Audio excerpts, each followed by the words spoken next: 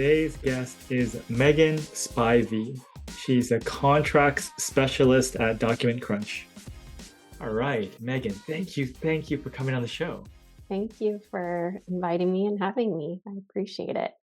Great. You're an expert on contract and some legal matters, which I appreciate more and more every single day.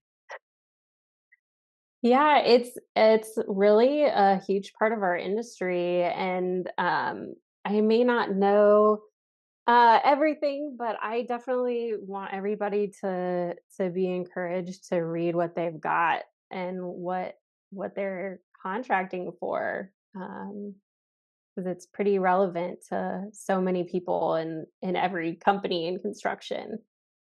Absolutely. And am I correct to say you kind of started on sort of the estimating accounting side of things? Yes. So I started in construction during the 2010 recession. Nobody was hiring when I graduated from college in California. And it really didn't seem very appealing to kind of tough it out. So I moved in with my parents, and the construction market was hiring when I moved to Georgia. And so I started at a company, and they had built their business around one major customer, and the customer pivoted, and so we ran out of work. But they were amazing. They got me connected with another company. So I immediately started at another company, also in construction, and I kind of was thinking, "Oh, construction's not for me." But the second company I was with, I kind of moved away from the bidding function and moved over to accounting, and I really loved that. But then my role started kind of adding project administration work. You're in a small company, you just do whatever it takes to move the needle forward, and that's when I started reading contracts, was to kind of get project managers out of my workflow. I was waiting, on email responses from them, and I finally had a project manager come into my office. He stopped responding to my emails one day and showed up in my office and goes, "Why are you bugging me with all these questions? All your questions could be answered in the contract." And so he sat down and went over the contract with me, and so I married him. So, so that's a fun story. So, he was the first one to kind of teach me that most of the questions that I was trying to get from answered from him were actually in the contract, and it just felt like this aha moment, like, "Oh, I don't have to wait on any of you guys anymore. I can just do all this work myself." So that's kind of how I started kind of understanding why contracts were useful. But yeah, it kind of grew out of just kind of a natural need to kind of eliminate bottlenecks. Wow. Yeah, I mean, needs lead to innovation. So I notice that you've got the paralegal side for yourself. I'm assuming that came after. Was it shortly after? Well, it kind of just was one of those things grew out of need. Once I started moving towards reviewing contracts before they were signed, I kind of, law school was a big commitment. I had, three young kids at home, and plus a pretty huge investment. So I thought, oh, I'll go get my paralegal in the off hour in my, at night and during naps and um, breaks from work. So I kind of that came a lot later after I'd kind of started moving into that. But I learned about contract managers. I thought you had to be a practicing attorney to start reviewing contracts, and so I kind of wanted to step towards that. But then I learned that there was this role called contract manager that could really still do a lot of things with the contract, even if you weren't an attorney.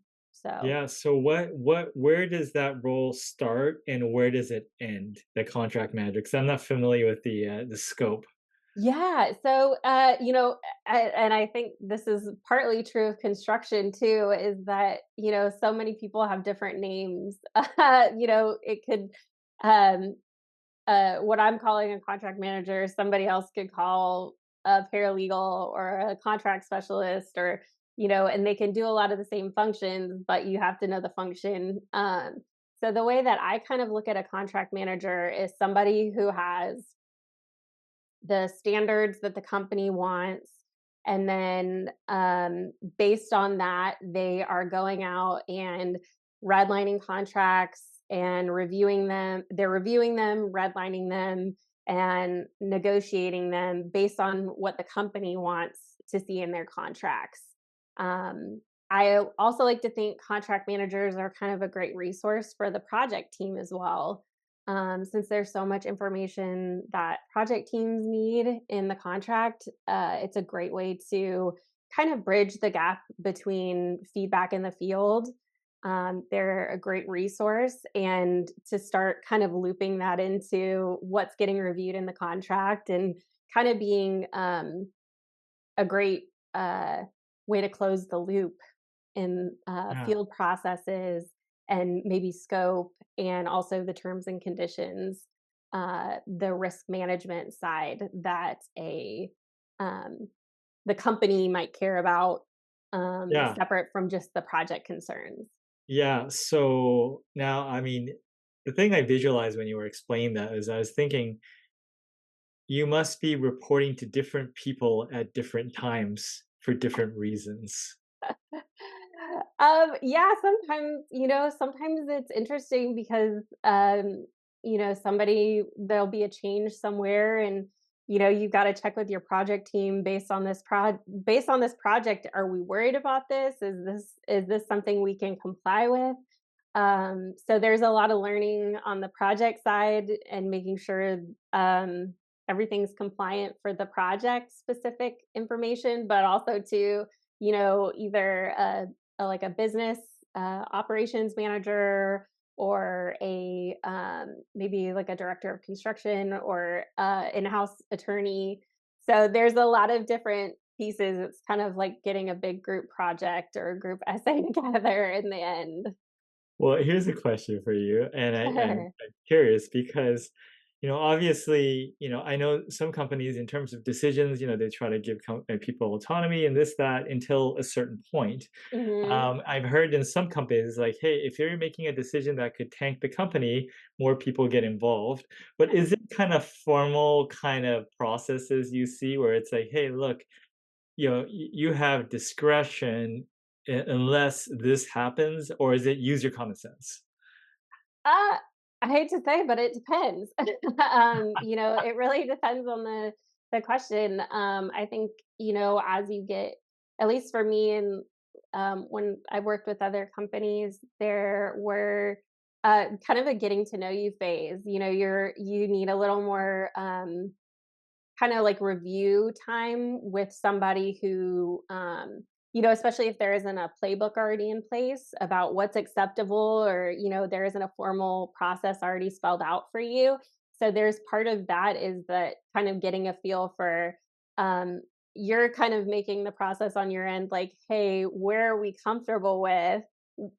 Based on these things, is this a big deal? Is this not a big deal? And then ultimately, sometimes people won't move. And then, you got to have somebody else get involved and say, okay, we'll take it or we're going to pass. But, those kind of decisions um, aren't where, uh, someone in a role like mine would have landed. But, there is definitely a getting to know you phase of like, figuring that out, where how big of a deal is this for Yeah. you? So, Yeah, I on mean, certain coming in as a consultant is different and obviously in-house. If yes. you were to build an in-house process, I know there's, who listens to who and how the company operates, but let's say in an ideal world, what would be the main pieces that, you'd put sort of you'd want so that there at least there's some functionality to it? Yeah, so I think just at least starting out, if you're in house, it's really um, sometimes the role either depending on if the role is new or old. um, so with a newer kind of carving that path, I think there's a lot more need to be communicating with a decision maker so that you're um, kind of making them aware of what's going on, and kind of the magnitude or examples. And I think that a lot of times, at least in my experience, when when you talk through what you're trying to do, they have a clear path of how they want to move forward, and what they're comfortable with. It's just a matter of somebody bringing it to their attention and getting what they want down, so that, and then too, as you move forward, you have a reference based on the discussions you've had with them, how they like to handle things, and then hopefully Got you it. can begin executing on their risk tolerance, their Got it. belief, the way they want to move forward. So, a lot of hand holding, or maybe not hand holding, but just kind of a lot of communication, more time investment up front, but with people who can make decisions for the business. Got it. I mean, so from what I can hear, it sounds like starting out, you check for everything, and then you start to understand, what type of decisions were made in the past. So there could be a shorthand that's established or a quick check-in on, hey, Mhm. we're going to do it the same last time because X, Y, Z. Maybe as the role expands, or you have an individual that knows a little bit more about P&Ls, payments, something a little bit more holistic business Mhm. wise.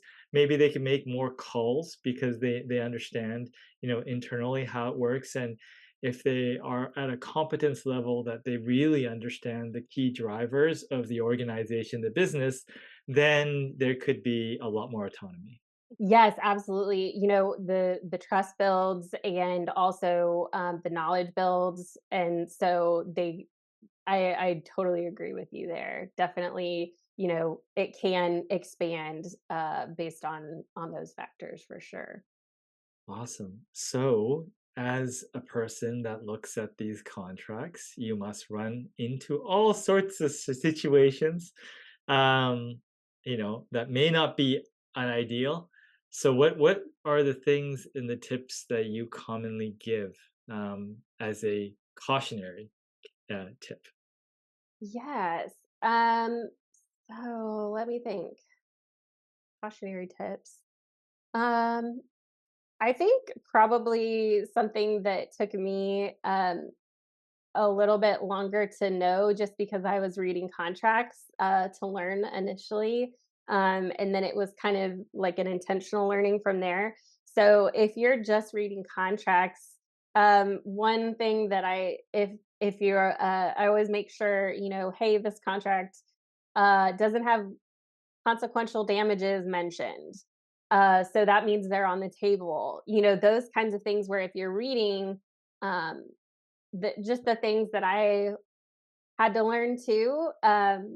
I like to make people aware, just because, if you're just reading and you're learning from what you read, chances are most contracts aren't going to volunteer like a waiver of consequential damages.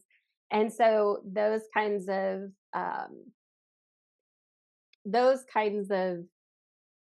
focusing on the unspoken things that maybe need to be spoken so that everybody knows, um, when you're kind of developing a baseline. Yeah, for sure. And I did notice, as on your website, one of the things that drew my attention to, so some things you help with is construction lawyer selection. So when you are looking for a construction lawyer, what are we looking for? Yeah, this is interesting because it's something that uh, when you're at a company that needs outside construction resources.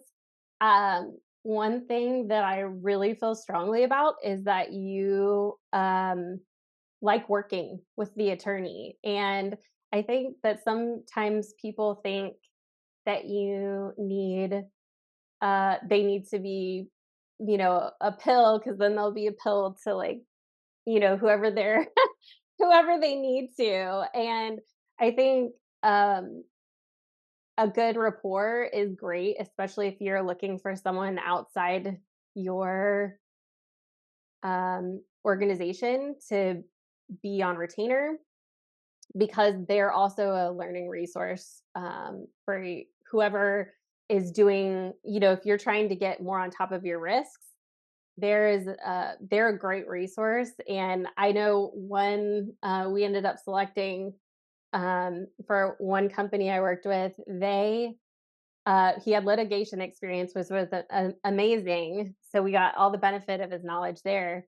But then also too, whenever you kind of reach out to your attorney in kind of an emotionally charged situation, something's happening, what's great is when they can take the temperature down. And, hey, let's find out why are you looking for this? And, just starts kind of talking through like maybe the first best thing isn't, get aggressive, but rather like, do we have any other options? And, let's just take a breath and and kind of regroup, which I think has been a wonderful trait in ones we've ended up going with. That's true. I mean, those legal situations get heated sometimes, and to be able to sort of calm would probably help the entire process. And I guess what you're saying is, if you have rapport, more likely that they're gonna want to do a very good job, right? I guess if you have a good relationship, they want the best for your position or company. So Yeah, I just have been and also too it's easier to reach out to them it before things get to that point too because you know that um they're a great touch point for you and it allows you to, hopefully start working back the temperature of when you reach out to them. I think is a great goal too. yeah, As far as, at what point, I don't want it to be boiling point, but I feel comfortable asking them and I built again the trust so I can begin to kind of start working through before it kind of reaches that boiling point. yeah. I mean, as a small construction company, you probably start with an outside sort of consultant, and then maybe possibly bringing in a paralegal and expanding that out. Like for a smaller company that's trying to establish quote unquote a legal or contract department, what are the steps to set those up and what we should consider with the with the end in mind?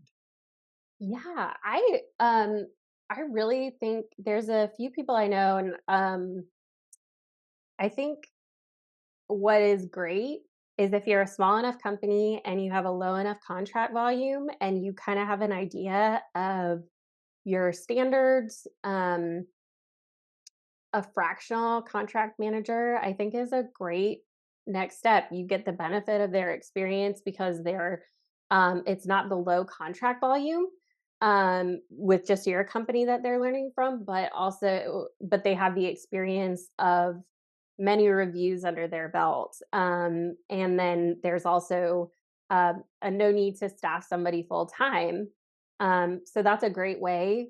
Another option, I think, um, I may be partial to it because that's how I learned is, identifying someone in your company who can start learning that. And the idea that, if you're small enough, but you do have an outside counsel, you can have on a per project basis as a contract comes in, start, bill that time to a project and have that person begin to grow um, in their contract knowledge because, like you said, there is a huge benefit to having somebody in house eventually because they know your business, they know the ins and outs, they know what's important, and they built that trust. They have a good idea of what customers are like.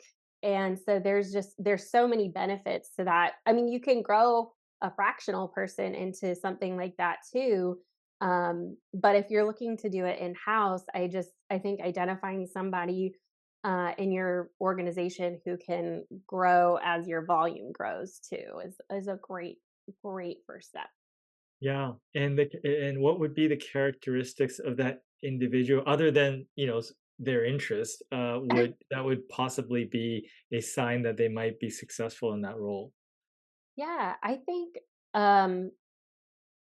their attention to detail probably needs to be there, because there are so many things in a contract, where just one word can make a big, or even one letter.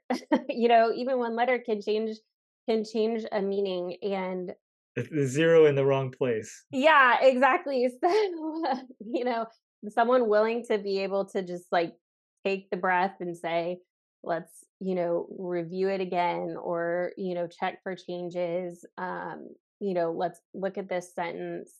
Um, there's, I, I personally think it's fun, but also, that I think that it is, there's a lot of attention to detail, and also just a willingness to be outside of your, um maybe your silo, or maybe your work, because you need to be able to look, okay, how is this going to impact my project team? What is this going to impact, for this department? So being able to, get out of your, maybe a cubicle, and being able to willing to ask questions and learn more about other functions of the business too. Awesome. That's extremely helpful. That's great. Anything else that I missed that you wanted to share? I think any company that wants to get on top of their contracts is a great thing, because um not when stuff or it's not if stuff will happen to your company, but when. And so it's such a great part of a healthy business. So I just really believe that. Love it. Thank you so much. Thank you.